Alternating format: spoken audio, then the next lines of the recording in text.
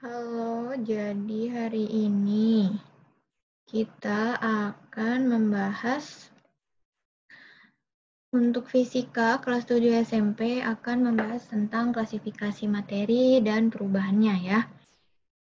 Nah, di bab pertama kita akan membahas tentang klasifikasi materi di mana di dalamnya terdapat karakteristik benda berdasarkan wujudnya dan perubahan wujud benda, terus ada unsur, senyawa, dan campuran. Pertama, materi. Nah, materi itu apa?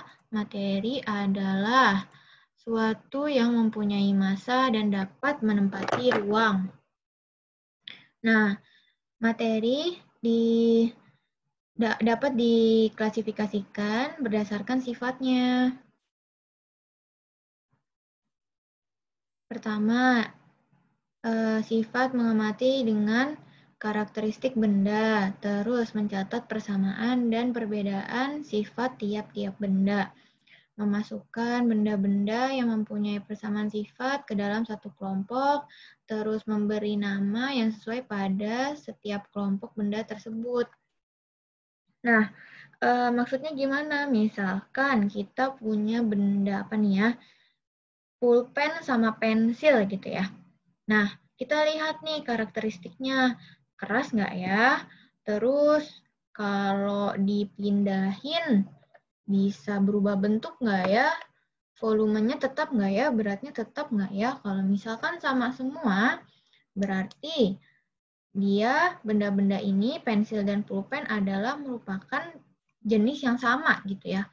Apa sih? Kayak sama gitu. Sifatnya sama, semuanya sama, berarti jenisnya sama.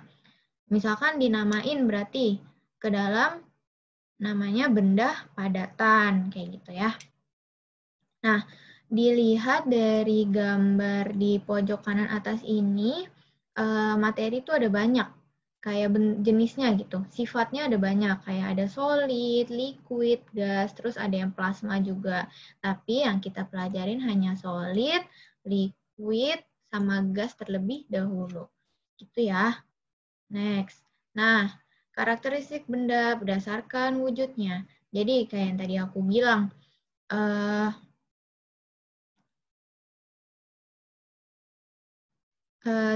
zat-zat itu, materi-materi itu ada zat padat, cair, dan gas, gitu ya. Nah, masing-masing tuh punya bentuk, volume, terus massa jenis, terus kemudahan mengalir yang berbeda-beda setiap jenis zatnya.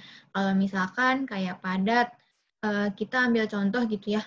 Tadi pulpen, bentuknya tetap ya, dia nggak bisa berubah-berubah, maksudnya tidak dengan mudah untuk berubah, kecuali kalau misalkan kita potong, kita patahin gitu, itu beda lagi ceritanya.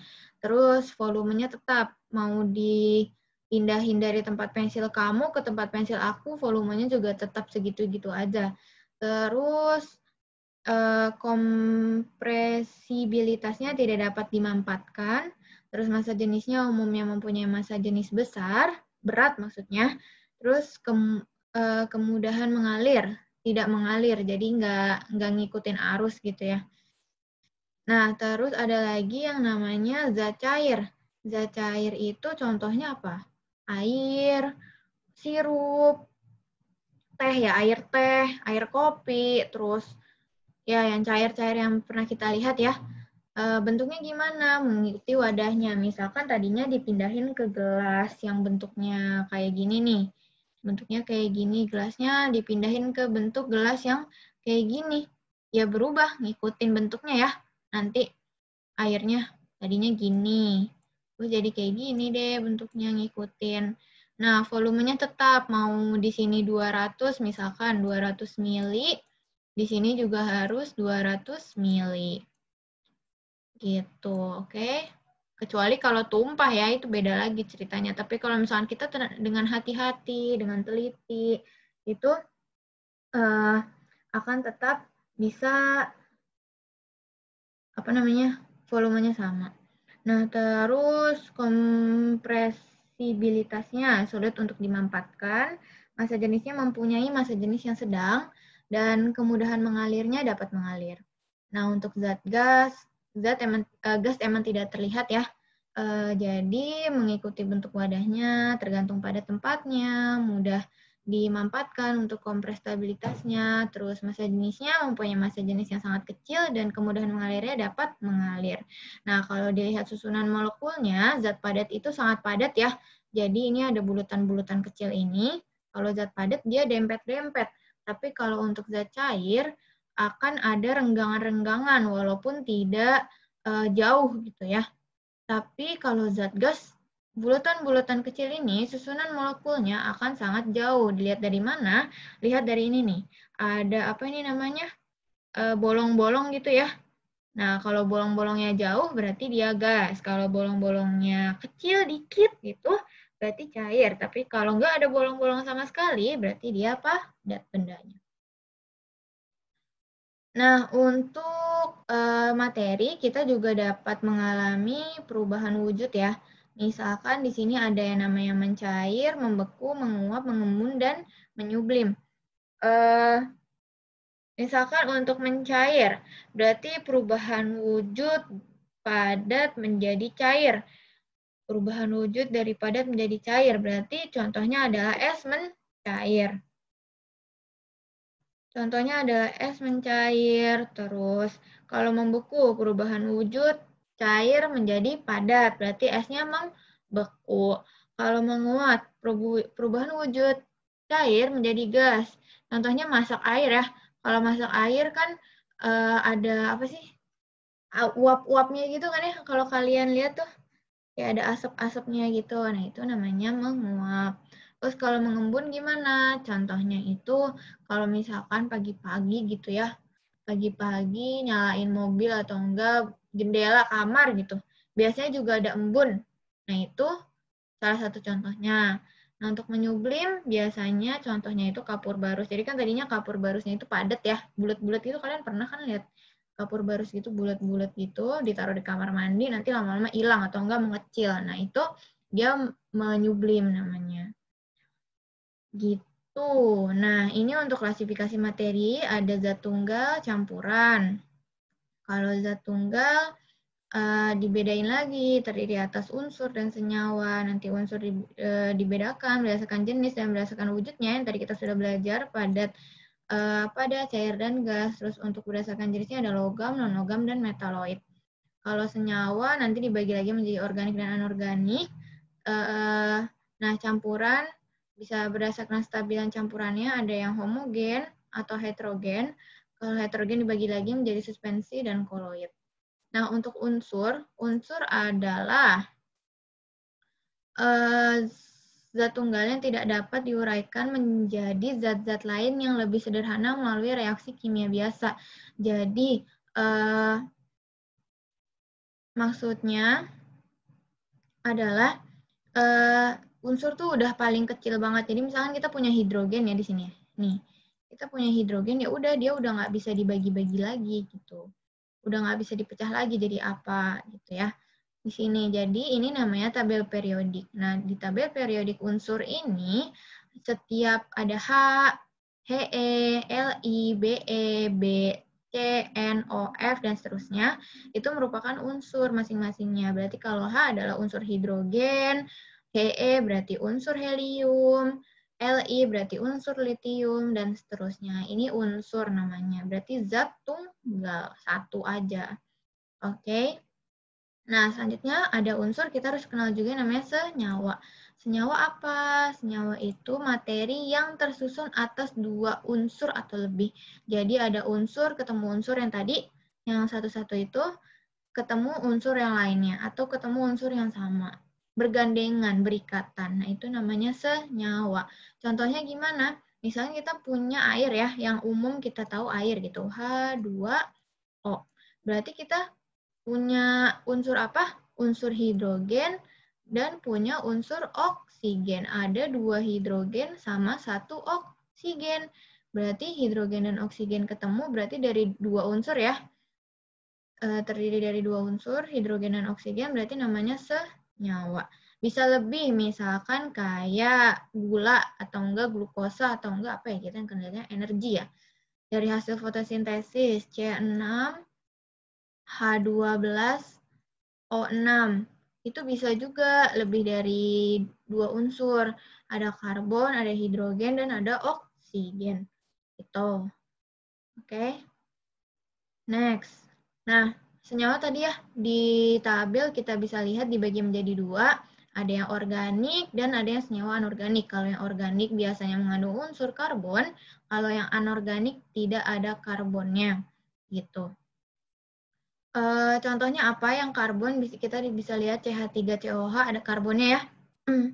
Ini karbon. Tapi yang anorganik contohnya ada NaCl, garam dapur, biasa dipakai buat masak, tidak ada C karbonnya. Gitu.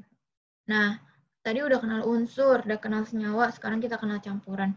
Campuran itu apa? Jadi campuran adalah sebagai materi yang tersusun atas 2 zat atau lebih, tetapi masih punya sifat penyusunnya. Jadi misalkan kamu punya air tadi ya, punya air H2O, terus dimasukin ke dalam, dimasukin garam ke dalam air itu. Garam apa tadi? NaCl. Jadi intinya kalau campuran itu senyawa ketemu senyawa gitu. Kalau senyawa unsur ketemu unsur, kalau campuran senyawa ketemu senyawa. Gitu. Nah, berdasarkan sifat penyusunnya, campuran dibagi menjadi 3, yaitu campuran tersusun atas zat gas dan zat gas. Jadi misalkan di udara gitu ya, di udara kita kan banyak, udara tuh ada oksigen, ada nitrogen, ada karbon, gas karbon monoksida, gas oksigen, gas nitrogen, terus apa lagi ya? Ada gas karbon dioksida, nah itu kan tersusun dari banyak ya. Nah itu namanya tersusun atas gas dan zat gas. Terus, campuran tersusun atas zat padat dan zat padat. Contohnya adalah besi dan karbon bisa jadi baja gitu. Nah, terus campuran tersusun atas zat padat dan zat cair. Contohnya apa tadi? Kayak garam sama air. Kan garamnya padat ya. Terus dimasukin ke air. Itu. Nah, campuran itu ada yang homogen sama yang heterogen. Bedanya gimana? Kalau homo berarti sama ya. Homo. Homo berarti sama, kalau hetero berarti beda. Maksudnya gimana, Kak? Nah, kalau homogen misalkan dia tuh karena sama, jadi dia bisa nyampur gitu loh. Kayak sirup sama air, itu kan bisa nyampur ya. Tapi kalau heterogen, itu nggak bisa nyampur, jadi masih kepisah. Kayak gimana contohnya? Kayak, apa namanya ya? Minyak sama air. Nah, itu kan dia nggak nih, dari gambar nggak nyatu ya. Masih kelihatan bedanya mana minyak, mana air. Terus misalkan contohnya lagi ada air sama pasir. Nah, itu kelihatan banget tuh. Pasir nggak bisa larut kan dalam air. Tapi kalau misalkan pasir sama gula, nah itu gulanya hilang ya. Nggak kelihatan gitu. Nah, itu namanya campuran homogen. Nah, campuran homogen itu bisa beda-beda, bisa sifatnya beda-beda, bisa sifatnya asam, bisa sifatnya basa, bisa sifatnya garam. Jadi bisa dibaca aja di sini. Kalau sifat asam berarti dia rasanya masam, pH-nya di atas 7, terus dapat memerahkan kertas lakmus biru, tidak merubah warna kertas, dan lain sebagainya. Basa juga seperti ini. Ciri-cirinya, garam seperti ini ciri-cirinya. Nah, pH itu biasanya untuk mengukur tingkat keasaman suatu benda gitu atau suatu zat gitu, oke. Nah, tadi di tabel ini kita sempat singgung lakmus ya. Kertas lakmus. Apa itu kertas lakmus? Jadi kertas lakmus itu biasanya dipakai, ini kayak gini gambarnya kertas lakmus. Kertas lakmus itu biasanya dipakai untuk melihat suatu zat ini dia sifatnya asam atau basa ataukah netral gitu, garam.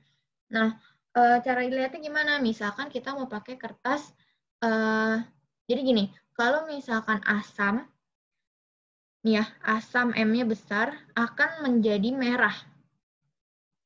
Gitu. Tapi kalau basa B-nya besar akan menjadi biru. Basa biru, asam merah gitu ya. Jadi kalau misalkan kita punya larutan gitu, kita nggak tahu ini larutan apa, kita misalkan ini asam gitu ya, asam gitu. Misalkan larutan vitamin C gitu, kita masukin ke dalam air, kita larutin. Kita tetesin ke lakmus merah. Nah, karena asam merah, ya kan jadi merah, berarti yang tadinya lakmusnya merah tetap akan jadi merah. Tapi lain hal kalau misalkan kita masukin ke lakmus biru. Kalau misalkan kertas lakmus birunya berubah jadi merah, di sini, oh bener nih, berarti dia merupakan larutan asam gitu. Tapi kalau misalkan biru, kita punya sabun ya, sabun, air sabun gitu, kita masukin ke, kita larutin air, kita tambahin air, terus kita tetesin ke lakmus biru atau enggak merah. Tapi karena basa, kita udah tahu ya, sabun itu basa. Sabun itu basa. Kita masukin ke basa, kalau ditetesin ke kertas lakmus tetap jadi biru. Berubah jadi biru. Jadi kalau misalkan dimasukin ke ditetesin ke lakmus biru, tetap jadi biru. Ditetesin ke lakmus merah, jadi biru gitu. Merahnya berubah jadi biru. Nanti berubah nih, di sini ada biru. Oke? Oke, next. Nah, sebenarnya kertas lakmus itu salah satu cara gimana untuk kita bisa melihat asam atau basa, tapi pH-nya yang tadi ada pH 1 sampai 14, kita nggak tahu caranya gimana. Nah, ada nih namanya indikator asam basa, ada yang indikator alami, terus yang ini ya contohnya indikator alami. Yang pertama, terus ada yang indikator buatan ini nih. Ini indikator buatan, ada fenolftalen, bromtimol biru, metil jingga, metil merah, dan lain-lain. Nanti ada lagi banyak. Terus ada indikator universal, ini universal. Waduh, ada pH meter. Ini yang paling gampang buat dipakai, pH meter. Tinggal dicelupin aja kalau yang ini. Gitu. Nah, terus kita harus kenal juga nih sama yang namanya pemisahan campuran.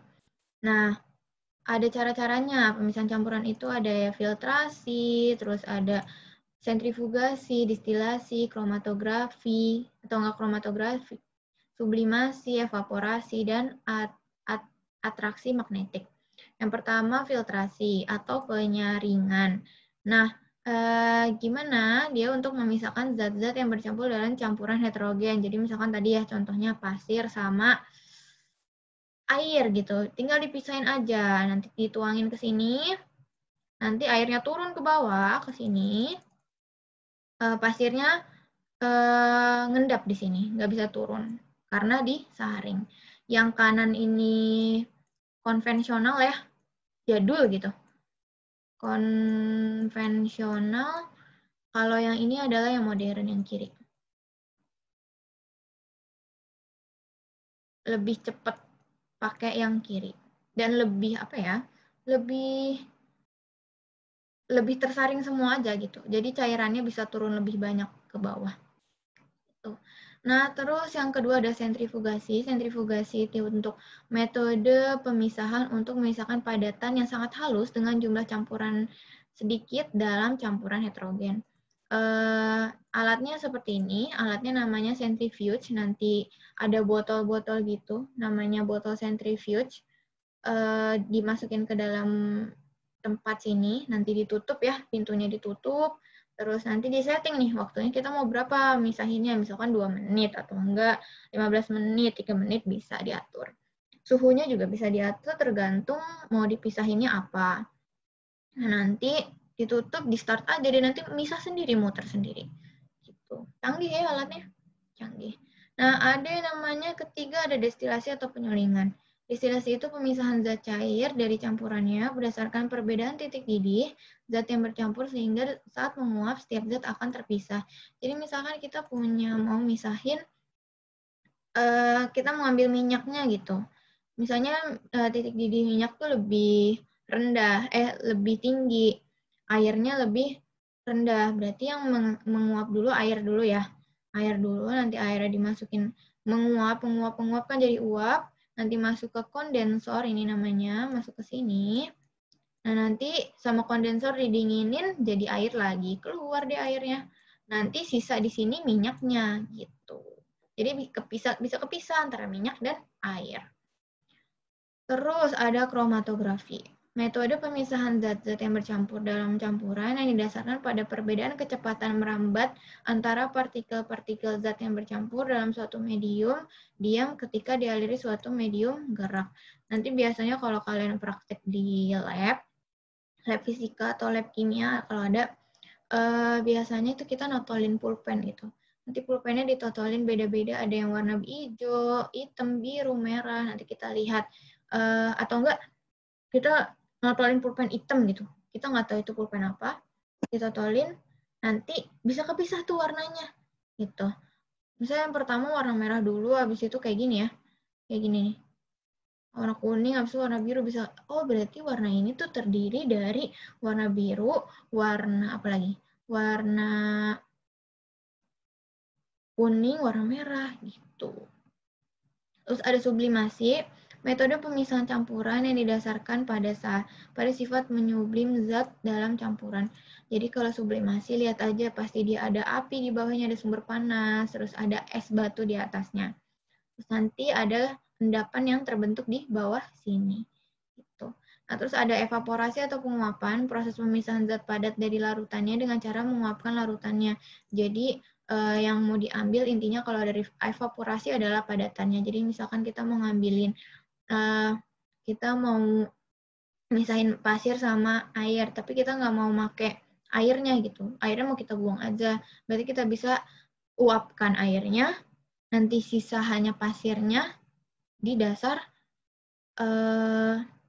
apa sih namanya? Di dasar wadah yang kita udah taruh di dalam alat ini. Ini namanya alatnya turbovap. Gitu.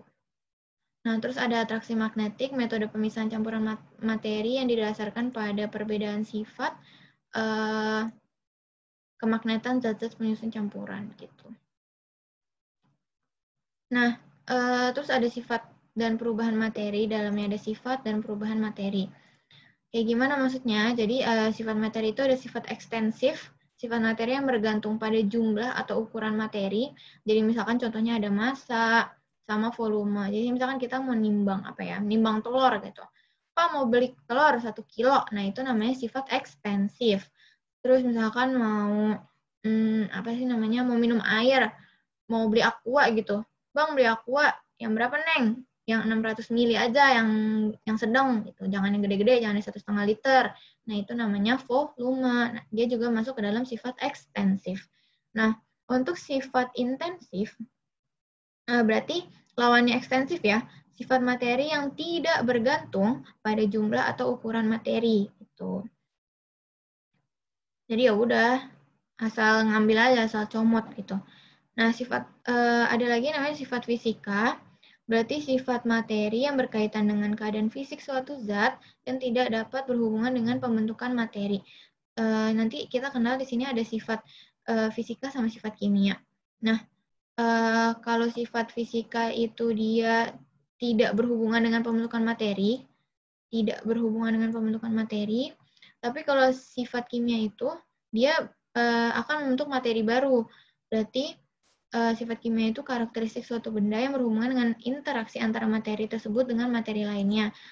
Interaksi ini akan menghasilkan materi baru.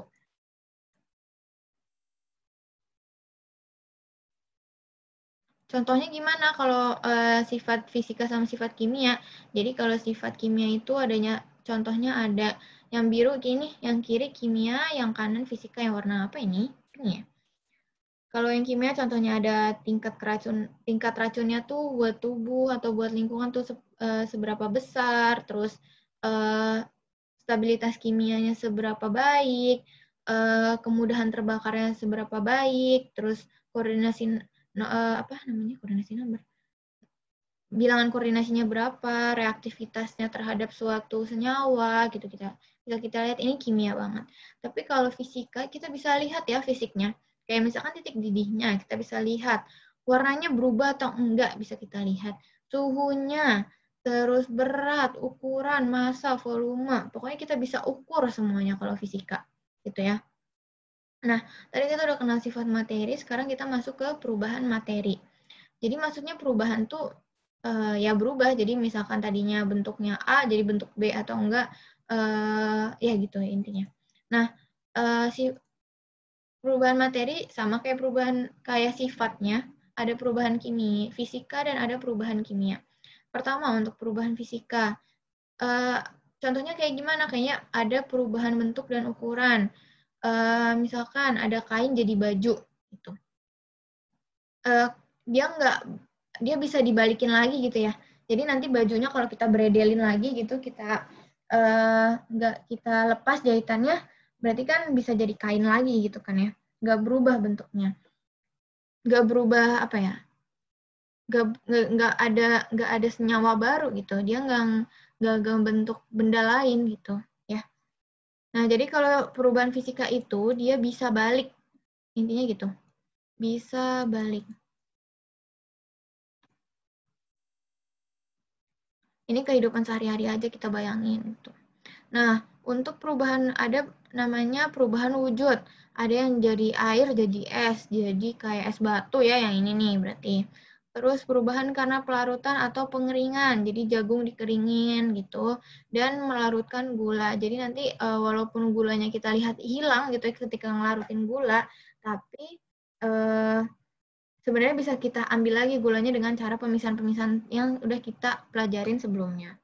Terus perubahan karena adanya pemanasan atau arus listrik. Jadi besi dipanaskan memuai atau enggak kalau belajar ya waktu SD itu apa sih rel kereta ya, rel kereta atau enggak kaca gitu ya, bisa memuai. Gitu. Nah, tadi perubahan fisika itu apa sih, Kak? Berarti perubahan itu materi tersebut terjadi perubahan bentuk, wujud, dan ukuran. Nggak ada senyawa baru, nggak ada apa sih namanya? Bentuk apa ya? Ya intinya nggak ada senyawa baru lah gitu. Nah, terus ada perubahan kimia. Kalau tadi fisika bisa balik, tapi kalau kimia nggak bisa balik. Contohnya adalah proses pembakaran kayak kertas dibakar. Kertasnya nggak bisa balik lagi ya, jadi putih kan kalau dibakar kan jadi hitam. Terus proses pencampuran zat kayak batu kapur sama asam klorida nanti ada endapan. Terus proses peragian, susu diubah menjadi keju. Nanti kejunya nggak bisa balik lagi jadi susu ya. Terus proses kerusakan, misalkan kayak perkaratan pada besi, pelapukan, pembusukan, kayak gitu-gitu ya. Terus proses biologi makhluk hidup, pencernaan makanan, terus proses pernafasan, proses fotosintesis. Terus proses perkembangan, ada perkembangan makhluk hidup dari bayi jadi dewasa.